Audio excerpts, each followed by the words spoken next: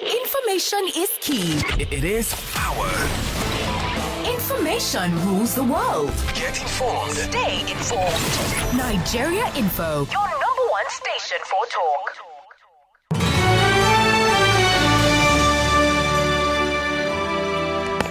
All right, good morning, Nigeria. Good morning.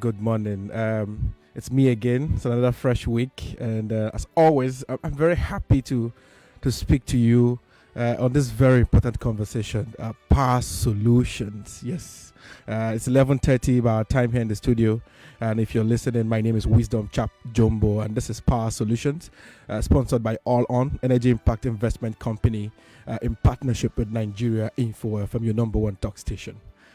As you know, every week we come to you with fresh ideas, innovative conversations, to update you and tell you more what is happening in the power sector, especially as concerns renewable energy. The national grid has collapsed again. I read the news for the 17th time. It means the grid is no longer viable for us. It can't work. We have to look for other alternative solutions. And on this show, we bring you those alternative solutions, especially as it concerns renewable energy, and most specifically solar and clean energy. Today, our conversation is on powering healthcare in Nigeria.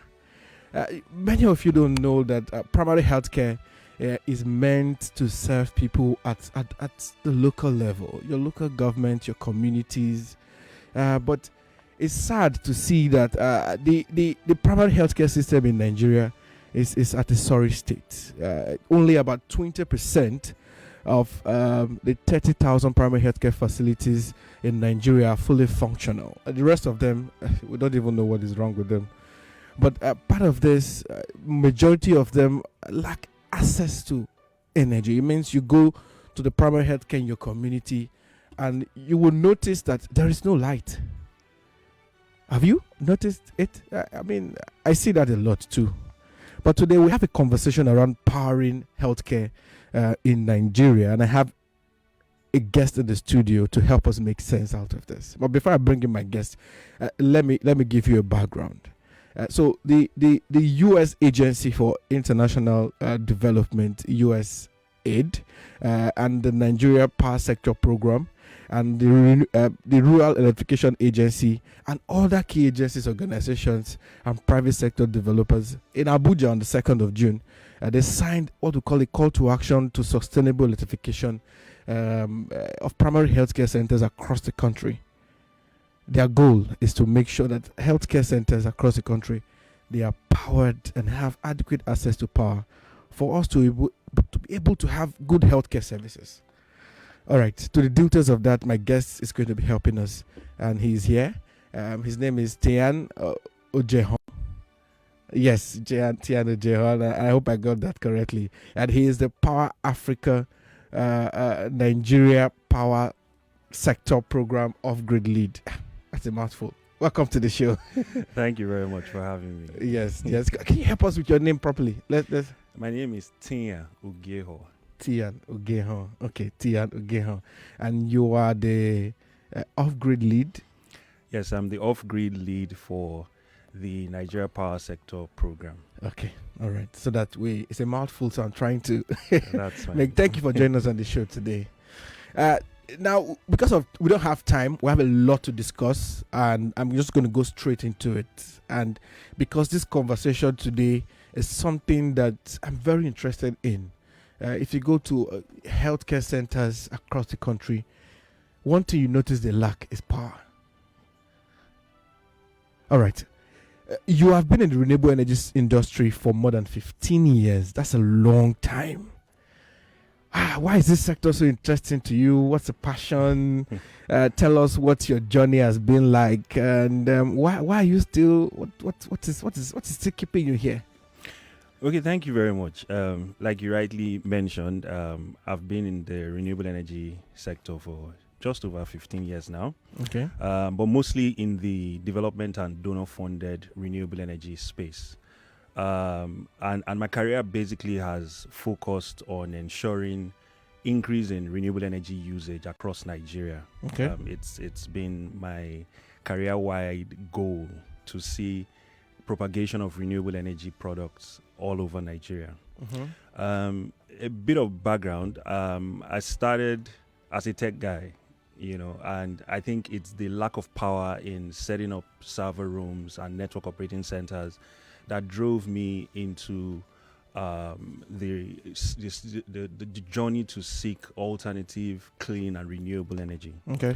However, I started as a project developer, and then the quest to address sector-wide problems in the clean energy off-grid space made me join development partners. Working with various development partners, I've been privileged to work with EU-funded projects, Okay. UK-aid-funded projects. I've had the privilege of electrifying about 200 rural schools across Nigeria, and Amazing. over 105, 107 healthcare facilities with solar power. Most recently, I've also been involved with the World Bank to set up the Nigeria Climate Innovation Center. Okay. That's a The center. NCIC? The NCIC. Oh, nice. Yes. Nice.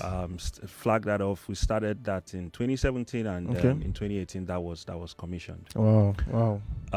And then I think in near term, I've also served as a transaction advisor to support access to finance for companies that are seeking to Okay. receive funds for renewable energy projects. Wow, this is a long a long CV and experience in the sector, and that's beautiful. I'm also a tech guy. I started also in tech, building Beautiful. websites, doing other stuff. But I mean, here we are, man, on air, talking radio, talking power solutions every week. It's beautiful. It's beautiful. I think it comes from a passion of wanting to see Nigeria, have overcome this issue of power. And then, anyways, we'll talk more as we go. So you recently, or you presently lead the Power Africa Nigeria Power Sector Program Off-Grid activities for USAID. And tell us a bit about this program that you lead. What exactly are you doing, and what do you hope to achieve? So, very well put. I currently lead the off-grid and renewable energy walk. Okay. For as you say, it's a mouthful, but I'll try and say it slowly. So Okay. it's the USAID Power Africa Nigeria Power Sector Program. Okay. To make it easier, I think I'll refer to it as NPSP, as we call it. Yes. Okay, NPSP. But NPSP We'll try and is remember. Nigeria Power Sector Program. Okay. The NPSP is the signature initiative of Power Africa in Nigeria. Okay. Power Africa has other regional programs, but the signature program for Nigeria is the Nigeria NPSP. Power Sector Program, NPSP. Okay. We work across the power sector to increase electricity access and reliability. Basically, under the off-grid outcome of the Power Africa Nigeria Power Sector Program, Okay. we work with the Rural Electrification Agency, private sector players, as well as development partners to connect healthcare centers to reliable electricity through off-grid solutions, basically. Okay. The off-grid outcome carries out a number of supports, but just to name a few, so we provide transaction advisory services and business capacity building services Okay. to project developers in the off-grid space. We just help to enable them grow. Advisory services. Very Okay. correct. Okay. We also provide access to finance and help companies with the required business tools to raise funds, because funds are much needed for projects. Okay. And of course, with the leadership of the Rural Electrification Agency, we have a quarterly meeting where we coordinate stakeholders in the off-grid sector. Yeah. So these are just to name a few of the things that we do. I know at Allon we're also part of the off-grid energy sector in the conversations that happens quarterly. Just to talk with stakeholders to see what is happening That is correct. in the sector. But I want to ask you, Tinyan, why is healthcare electrification a priority for your program? Okay, very, very good question. So let me... Because there are other areas you would have focused on. Why healthcare? Why is healthcare a priority for you? So although we focus on other areas in the off-grid space, but why healthcare is a huge priority, let me attempt to answer this by by speaking about a recent study, that investigated electricity availability in healthcare facilities. Mm-hmm. So this study found out that roughly 40% of Nigeria's healthcare facilities do not have access to electricity. That's extremely sad. What this means is that they are unable to provide basic and life-saving services to patients.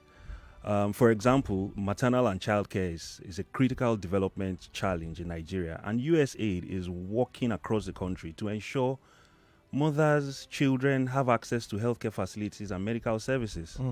So if a healthcare center does not have electricity, they cannot run diagnostic tests. They will struggle to offer services in the middle of the night. They can't properly store life-saving vaccines, just to name a few of the challenges. So we as Power Africa NPSP, we see the enormous potential in partnering the off-grid and healthcare sectors to ensure healthcare facilities have access to reliable and sustainable electricity. And that's the reason why the NPSP does what it does, to focus on improving healthcare services that is much needed in these communities. And now I'm more concerned. Over 40%, you said over 40% of Nigeria's basic healthcare centers lack electricity. Is this peculiar to only Nigeria? Because sometimes when we hear these things, just like, is Nigeria still part of? Is this peculiar to only Nigeria? From your work, what is happening in other areas? Have there been other countries? Have they been able to solve this issue? And why is Nigeria over 40%? And COVID just happened, and COVID, during the height of the COVID period, we saw the need for power and all of that. Why? What is happening? Why is Nigeria still having this huge number? So I wish I could say, for humanity's sake, I wish I could say Nigeria was the one only experiencing this. But sadly, this issue is not peculiar to Nigeria alone. This is a recurring situation in most countries in sub-Saharan Africa. Okay. And these are the issues that Power Africa is looking to address across the continent via its various regional Power Africa programs, like I mentioned earlier. Okay. So just to buttress that a little bit, Power Africa has an off-grid program that annually and competitively provides grants to companies that are innovatively and sustainably electrifying healthcare facilities in Africa. And that's called the Power Africa Off-Grid program.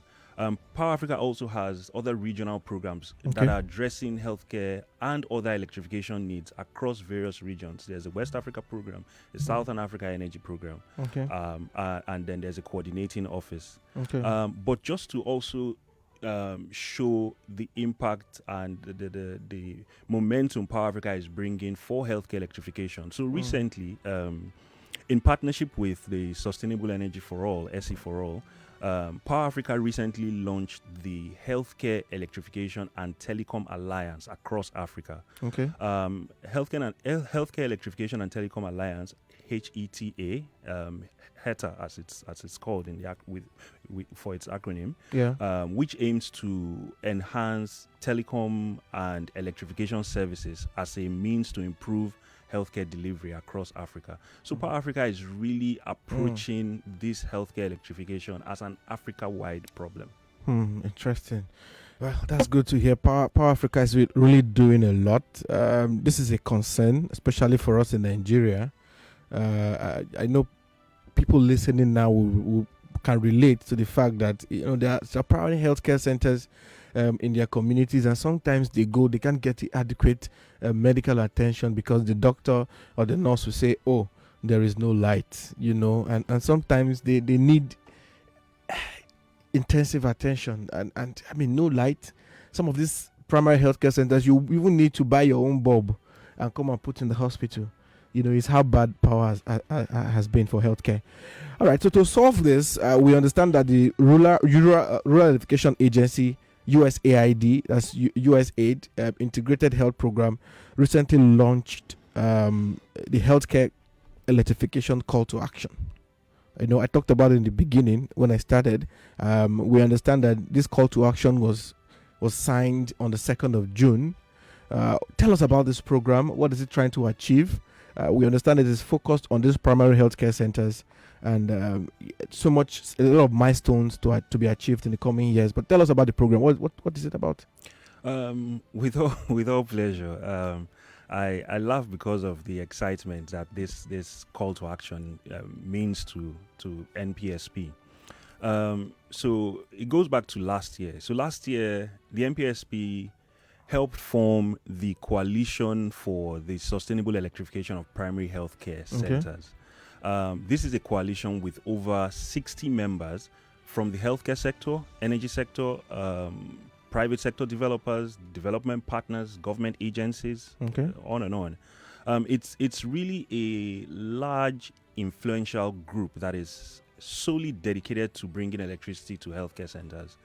To state our drive, last week we supported the coalition in launching a call to action that challenges healthcare and power sector stakeholders to achieve clean energy solutions for primary healthcare in Nigeria. So we set targets. We set short-term targets. We set mid-term targets and long-term targets. For our short-term targets, we set a target to provide clean electricity solutions to 1,000 PHCs before year-end 2023. 1,000. 1,000. Oh, we have about 30,000 of them. Well, I'll get to that. Okay. And then we set a mid-term target that is to bring electricity to over 3,400 PHCs by the year 2025. Okay. And then our long-term target is to extend electrification to most, if not all, of Nigeria's 10,000 healthcare facilities by the year 2030. Oh, wow. 10,000. So you know, the beautiful thing about the call to action is that it outlines the activities that all the various stakeholders can implement to help accelerate these connections in the healthcare centers.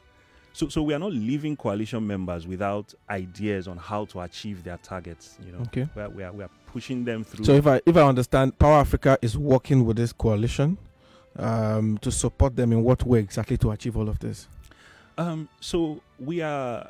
I will give you a couple of examples. So to help achieve this, we're looking at having donors and the development partners as an example. They can play a key role in promoting data transparency. So we can track and monitor our progress as a group. They can also direct their resources towards healthcare electrification program. For example, donors and development partners can participate in the Adopt a Primary Healthcare Center model. You know, Adopt a Primary Healthcare. Yes, Okay. You take up the resources to step up the quality of that primary healthcare. Provide it with much needed funds to get radio diagnostic equipment, cold storage equipment, and things like that.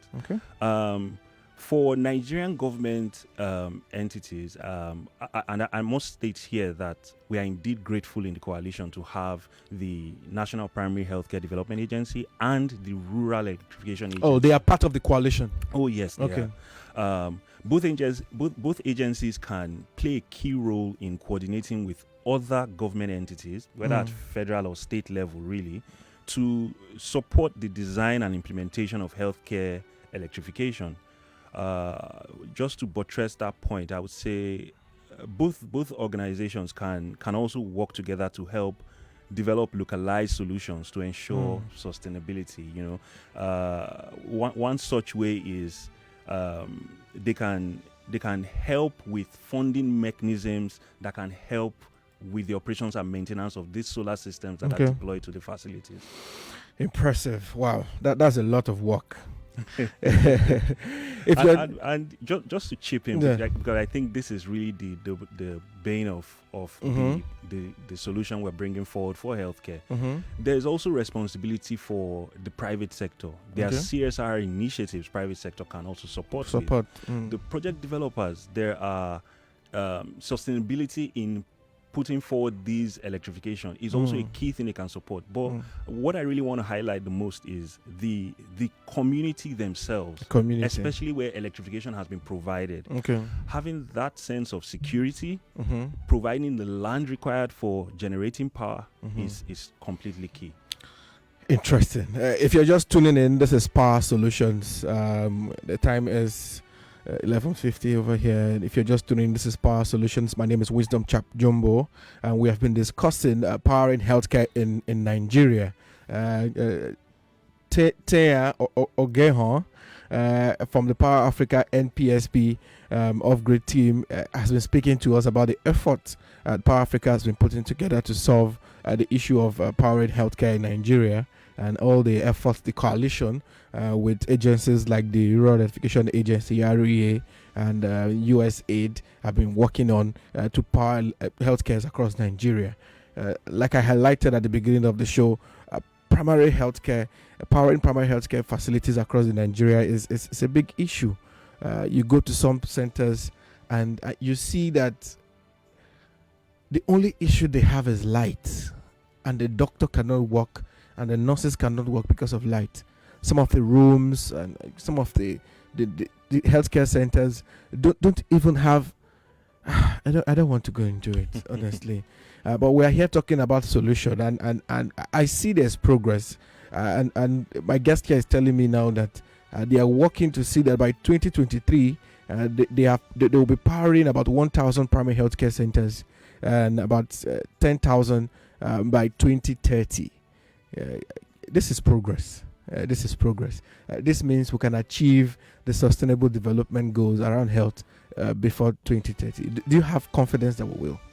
Yes, I sure do. Looking at the efforts behind all the coalition members, everybody trying to make the wheel keep turning, I believe, yes, by 2030 we should be able to meet that target. Amazing. When we talk about projects like this, one area that is always of concern is funding. Very true. I mean, all this work you want to do by 2030, how do you plan to fund it? These are big ambitions, big goals, very interesting, but how do you plan to fund it? How is the program working to address the issue of funding and making sure that the projects are sustainable and have the funding they need for the long term? Very, very good question. So financing projects is a huge part of sustainability. And it's true that bringing electricity to healthcare facilities, it does require funding that many facilities do not even have. Yeah. So, and these facilities might need funding for operations and maintenance of, say, an inverter system, solar PV, or battery storage, So that's why we work hand in hand with the Rural Electrification Agency, and we've supported the agency by developing a range of sustainable financial business models that contribute to what we call sustainability planning. Okay. With these models, the REA can look at the different circumstances and needs of a healthcare facility and suggest the most appropriate path to ensure long-term sustainability. Identify what funding mechanisms should be applied that can be sustained over time. So those are the kind of solutions that we are providing. Interesting. I like that. And you mentioned earlier that you have partners like the National Primary Healthcare Center. And that is a good one because they will be able to guide the program around these healthcare centers and health facilities, to exactly know how to implement this. And I like that. It was my question I wanted to ask now, but you have answered it before. But are you confident that the state government will be able to support some of this initiative over the period of time? Are you confident about that? So with the increasing interaction in the sector, especially within the off-grid stakeholders group, we realize that we're not just working in isolation, we're also working with other organizations that are enabling the capacity for state governments to adopt these solutions. So there's increase in supporting the policies that will back off-grid solutions, especially for healthcare electrification. Okay. It's a marathon. It's not a sprint. It's going to take a while, but if we continue to engage, we gradually see the changes as we move on. Beautiful. For those of you who don't know, primary healthcare centers are managed directly by the local government, and that's how they have been designed to be managed. While the state government take care of the secondary healthcare centers, and I think the federal government takes care of the tertiary healthcare centers, which is the teaching hospitals and all of that. But I want to ask now, finally, because of time, we're wrapping up. Now, this has been a very interesting conversation, and I hope this program will achieve a whole lot at the end of the day, and we want to see you achieve your goals. We'll be bringing you guys back again on this show to sort of know what the progress is and how things are going. But as we wrap up, do you have final thoughts you would like to share on the importance of healthcare electrification? Okay, that's a good point. I would say healthcare electrification has been a priority area since I began my career, really, and probably long before either of us even entered into the workforce. It's been there. But I think most importantly, the lockdown in 2020 during COVID-19 period, it really forced us to understand the importance of sustainable healthcare delivery in Nigeria. By investing in healthcare electrification projects, we can create a healthier population. So I will give you a number of ways that healthcare electrification makes the impact. It's improving maternal and child care. It's access to vaccines. It is improving cold storage, radio diagnostics. It's all those things that should be in the healthcare situation. That's what it does, and that's why we support healthcare electrification as NPSP. Thank you so much. If you're just tuning in, you didn't miss much, but you missed much. We've been discussing powering healthcare in Nigeria, and this is Power Solutions. My name is Wisdom Chapp-Jumbo, and Power Solutions is sponsored by All On, in partnership with Nigeria Info FM, your number one talk station. All On is an impact investment company. Some of these things we'll bring to you every Monday is to inform you that a lot is happening to fix power.